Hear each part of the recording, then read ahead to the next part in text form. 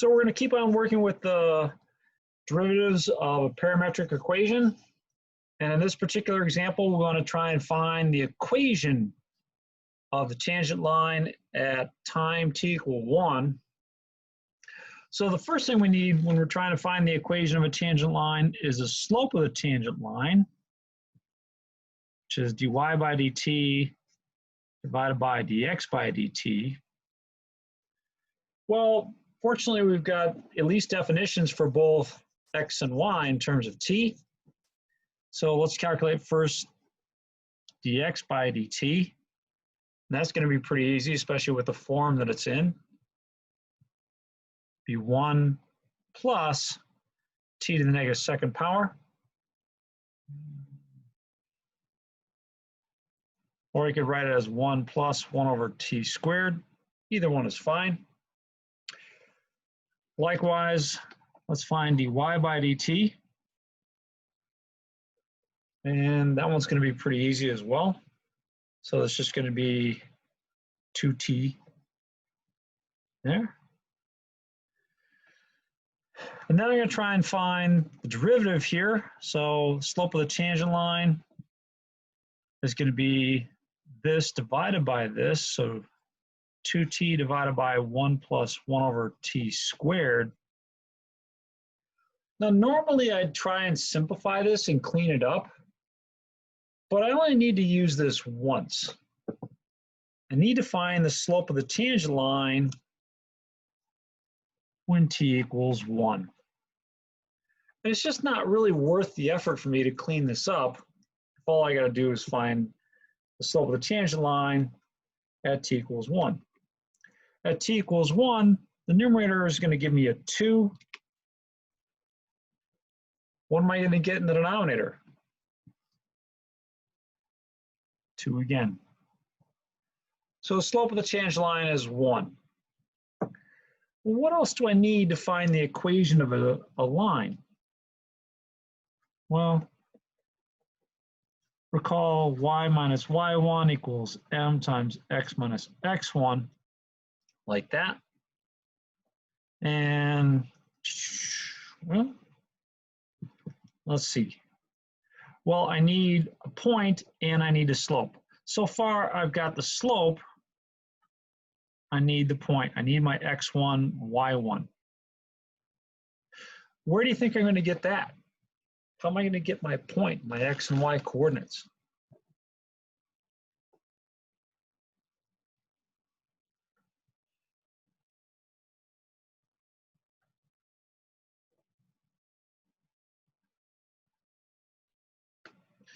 Well, that's going to go back to this right here. So if I wanted to find the x and y coordinates of my point when t equals 1, we'll just plug it in. You get 1 minus 1 to the negative first, and 1 squared plus 3, so minus 1 to the negative first.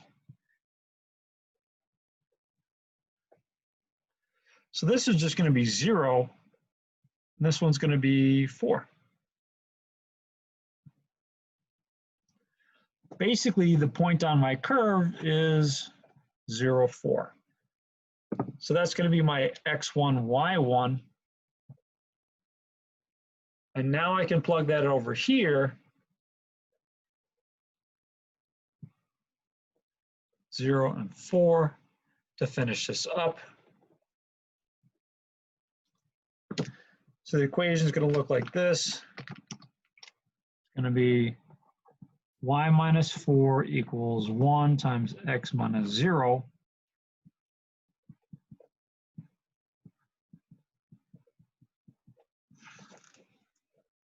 There's the equation of your tangent line, y equals x plus 4. I'm pretty sure they're going to ask you to solve for it in slope-intercept form, that is, solve for y. Okay. Not a bad first example.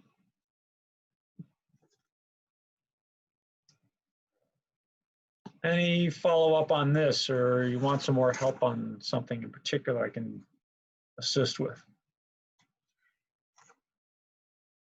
All right. So far we spent a little time working with the first derivative. What happens if you want the second derivative? Well, let's do that with example E here.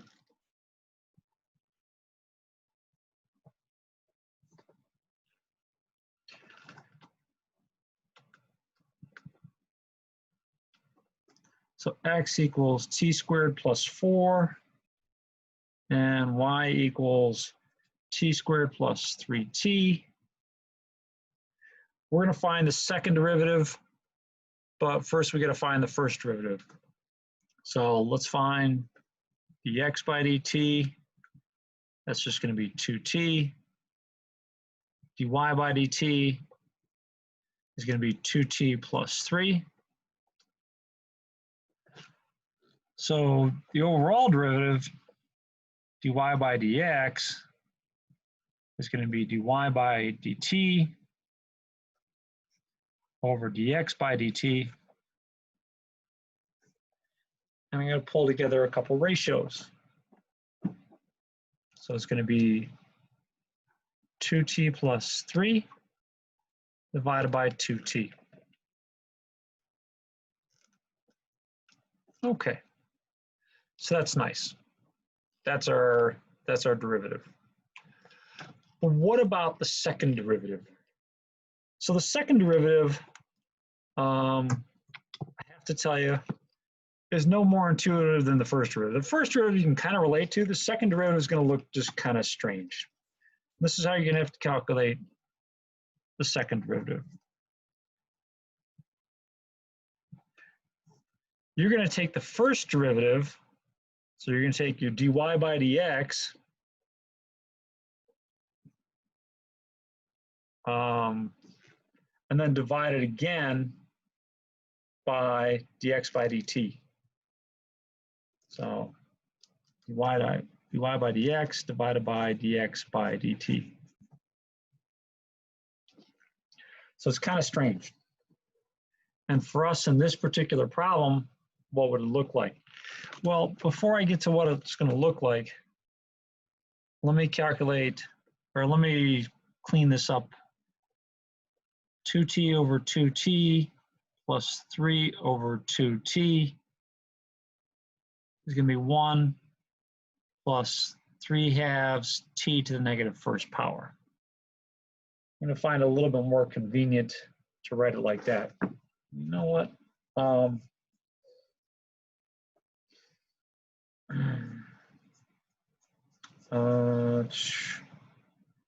Let me just double check on the notation there. I'm not comfortable here.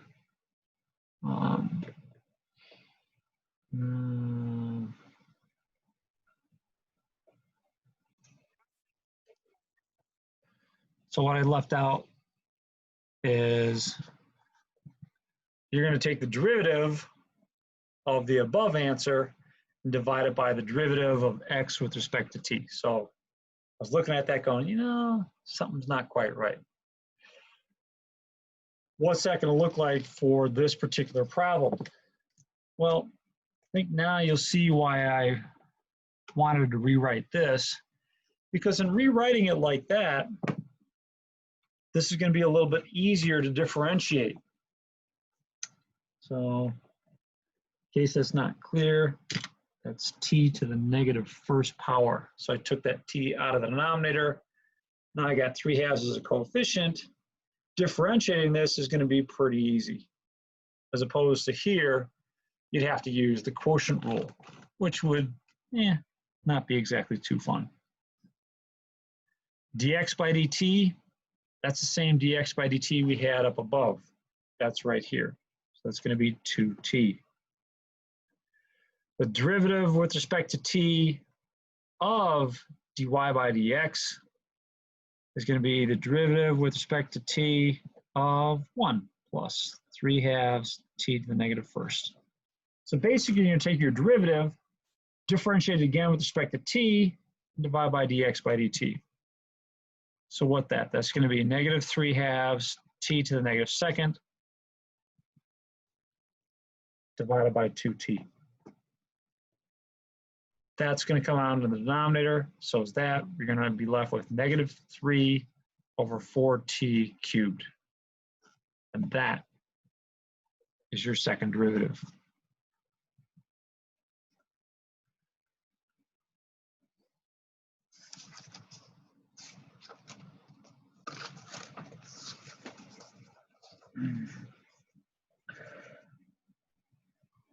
Okay. So you're keeping the bottom and you're doing the derivative like related to t on the top. So you're going to take your first derivative as a function of t and differentiate it again with respect to t. So you're going to differentiate that again. And at the same time, you also got to divide by dx by dt. So if you notice, in the second derivative, in the process of getting the second derivative, you divided by this term twice. I divided by it here to get the first derivative. I divided by it again as part of my calculation of the second derivative. Okay. Cool. Anything else on that one? Now, they ask you for when this is concave up. And that's going to be concave up when what happens? Do I want this to be greater than 0 or less than 0? Greater. Greater than 0. So I want to know when -4t cubed is going to be greater than 0. Well, since the numerator is negative, you're going to have a positive quotient if the denominator is negative. And the denominator is negative when t is less than 0. That's when it's going to be concave up. When t is less than 0, the second derivative here is going to be greater than 0, and the curve will be concave up.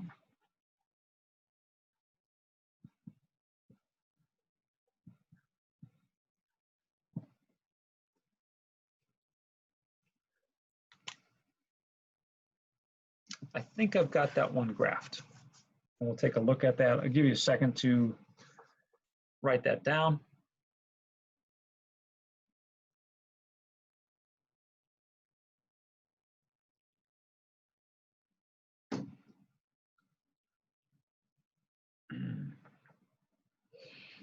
And let's take a look at the graph real quick, see the correspondence here. So I'll shut this one off, turn on this one. Now it would help if I resize this a little bit, I can move this over. But I think we see what we need to see right here. Now let me maybe zoom in a little bit along the Y direction. But there we go. So you can see as this curve is coming down towards the x-axis that it has a concave down shape. And right when it hits the x-axis, you've got a concave up shape. So basically when the value of t, I've got it parameterized using a c here, but when the value of t is negative, you've got this concave up shape. When t is positive, you've got a concave down shape. So the calculus is matching what we see with the graph, which is a good thing.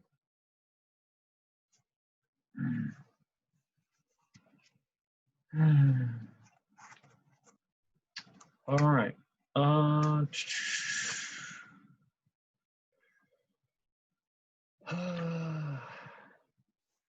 Let's do, let's see. Yeah, I think we should do a follow-up one to E here. We're kind of running low on time because I do want to give you a little bit of review for the final, or not for the final, but for the exam on Wednesday.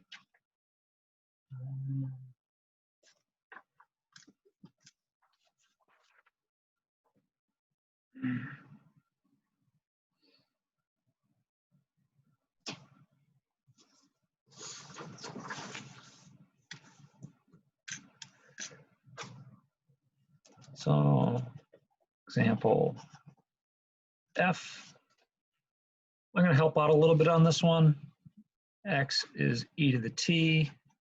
Y is t e to the negative t. I want to calculate the first and second derivatives. So dy by dx. I guess first of all, I'm going to need the derivatives of each of these. So dx by dt, that's pretty easy. I'm hoping you got that one. That's just e to the t. dy by dt, that one we might want to use the quotient or the product rule. So it's going to be e to the negative t minus t e to the negative t.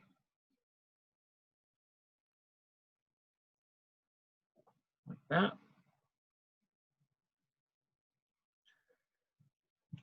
So let's calculate the derivative here.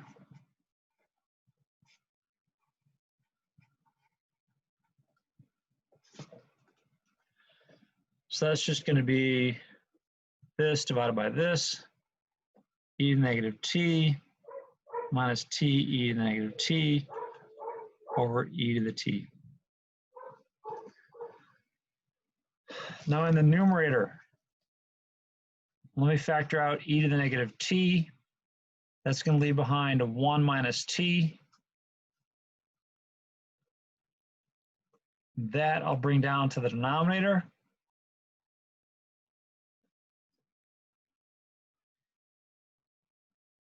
E to the t times e to the t is e to the 2t.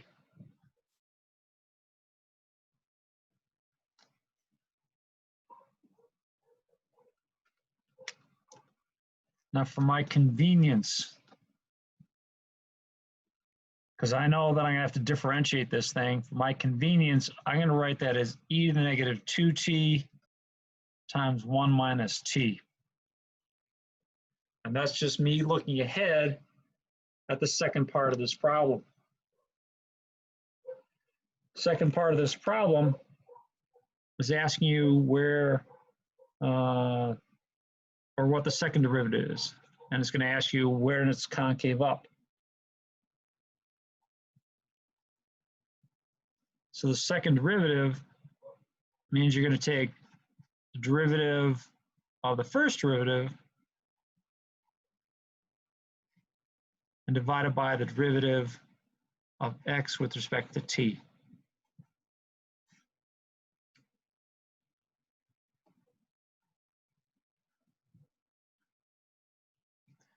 Fortunately for us, the x by dt is pretty simple. It's just e to the t.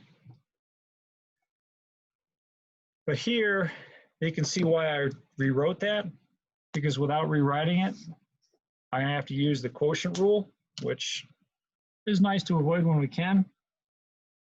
So that's going to be our e to the negative 2t times 1 minus t.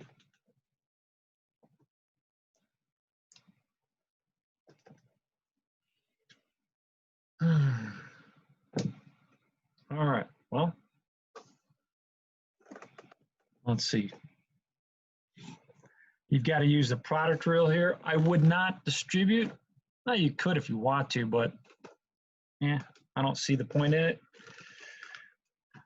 If I use the product rule as it is right here, e to the negative 2t times 1 minus t, the derivative of the first is going to be negative 2, which is the derivative of the exponent, e to the negative 2t times the second, plus the derivative of the second, which is just negative 1, times the first, e to the negative 2t, divided by e to the t.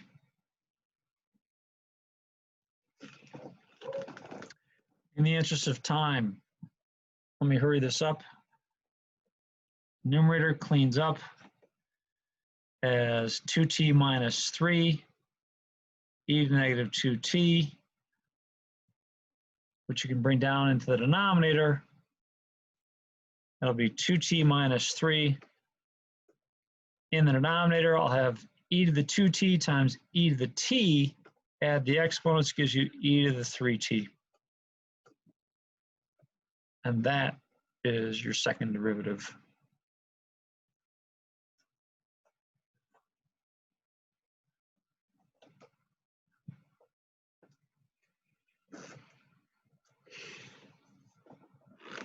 You can tell where this is going to be greater than 0 because the denominator is never 0. The only place this can change sign is when 2t minus 3 equals 0 or t equals 3/2. To the right of 3/2, that is t greater than 3/2, the numerator is going to be positive. So it's concave up,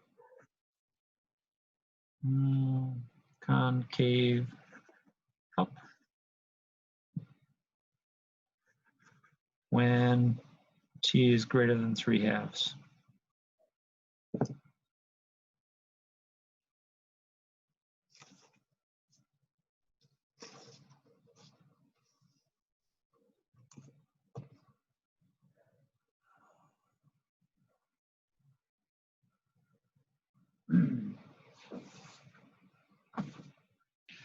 Okay. Somebody was asking earlier about numerical integration. This last problem is going to give you a little chance to look at numerical integration and refresh yourself on that. So the last problem is an arc length problem. You might remember arc length from section 8.1. Here it is again in parametric form. It's actually not that bad of a problem in parametric form, especially if I just ask you to finish calculating by means of a graphing calculator or something like that. Arc length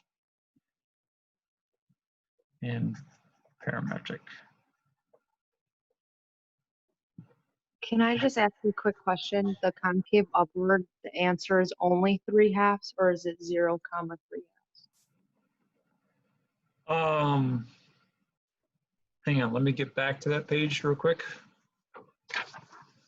So what was your question? Is the answer for concave upward just 3/2? Or is it 0, 3/2? That's a great question. It's so it's concave up when the value of t is greater than 3/2. Now, I don't know what that would refer to back up here in terms of x and y coordinates. You have to plug in 3/2 for t and find out where that is in terms of the x-axis. Now, I do think I have that graphed over here. Let me shut off this one and this one. Look at this curve here. So there you go. So let me zoom in a little bit. So it's not a real dramatic point, but there it is. So it's concave up for t greater than, yeah, I'm trying to visualize the orientation of this graph. I'm thinking it's going to go from left to right, but I have to play with it a little bit more to see that. Let me see. Let's just plot one more point. 2 and negative, no, let's see. Let's do it. Let's do a 1. 1 and 1, negative 1. No, I didn't do it right. What did I do wrong? Oh, should be positive 1. Yeah, there we go. There we go. So it looks like it's being traced out from left to right. Did I miss a sign here someplace?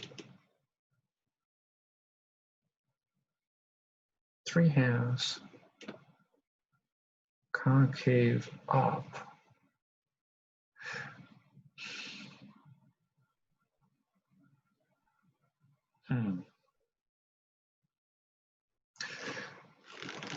All right, so for the moment, let's see. We're down here. T is greater than 3/2. That's an interval on the x-axis. So you could write it like this, 3/2, comma, infinity. But it's not really a coordinate pair. The coordinate pair is the pair that I put up here, right here in red. So I'll label that one. There, right there.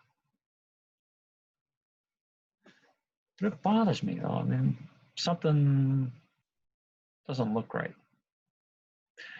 I'm not able to figure it out exactly now because it looks concave up to the left of that. And the calculations seeming to suggest it's concave up for t greater than 3/2. But it seems like that's, it seems like the orientation of that is, I mean, t is greater than 3/2 is going to be out to the right.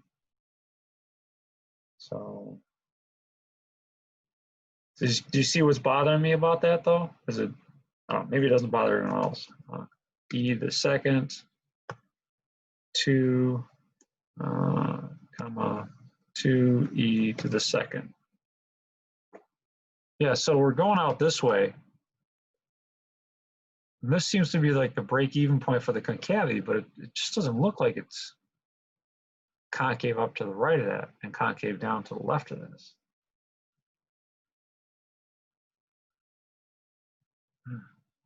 What value does it break the x-axis right there? Tough Just to say. Okay. Yeah, tough to say. Now, one thing I've noticed in Desmos is that you can't, in parametric form, click on things and have it solve for specific points. It won't let you trace and drag along a graph as like it does with other equations. Yeah, I'd have to sit down. I'm guessing maybe 1, but I don't know. If t equals 1. No, if t equals 1, you'd be out here. Yeah, not sure. Not sure. T equals 0 doesn't do it. Yeah, not sure. Okay, let me finish up with arc length here, and I'm gonna have to get back to you on an answer on what's wrong on what's wrong with that. There's got to be a sign error someplace. Arc length in parametric equations is not so bad. Formula looks like this. If you've got x is f of t and y is g of t for some curve that is a less than or equal to t less than or equal to b, then the arc length, call it L, is given by an integral from a to b of the square root of f prime of t squared plus g prime of t.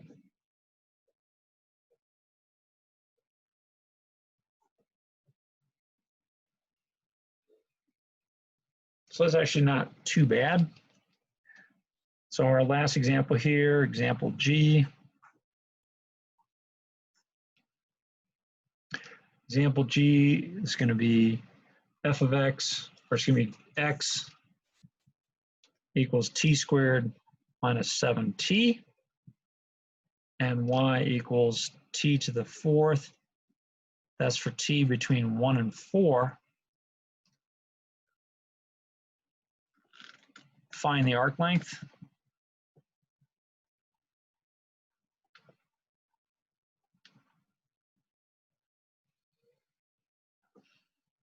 Well, I'm going to need two things. First, I'm going to need the derivative of each of these functions. So I'll need dx by dt, which is 2t minus 7, dy by dt, which is 4t cubed,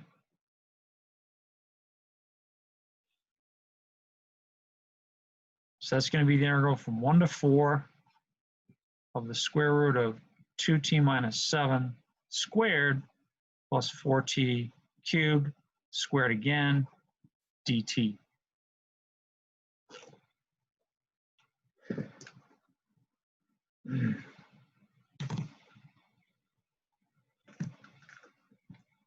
I would do this one, in fact, on the test, like I said, there's going to be a couple problems where I'm going to ask you to finish it up with fn int, and that's fine. Remember, you're going to hit math and then 9 to get fn int. Our integral goes between 1 and 4. Right arrow over to the integrand, second x squared to get the square root. Now you don't have to use t. I mean, if your calculator is in parametric mode, then it'll pop up as a t when you hit this key. I don't think mine's in parametric mode. Mine's regular function mode. But I do need parentheses. Parentheses, 2x minus 7, parenthesis, and then hit the squared key on the left, plus, and you can square this one out if you wanted to. That's just 16x to the 6, or you could not. You can just do 4x cubed. Then you got to exit the exponent, right parenthesis, hit the square key, and finally with a dx. Oops, how about a dx here? Bam, there you go. That seems pretty big. I guess that's, I understand that's why. It's because you've got the y to the 4th term. That's going to grow really, really quickly. So that makes more sense now. All right, that'll do it for section 10.2. All right, let's stop here.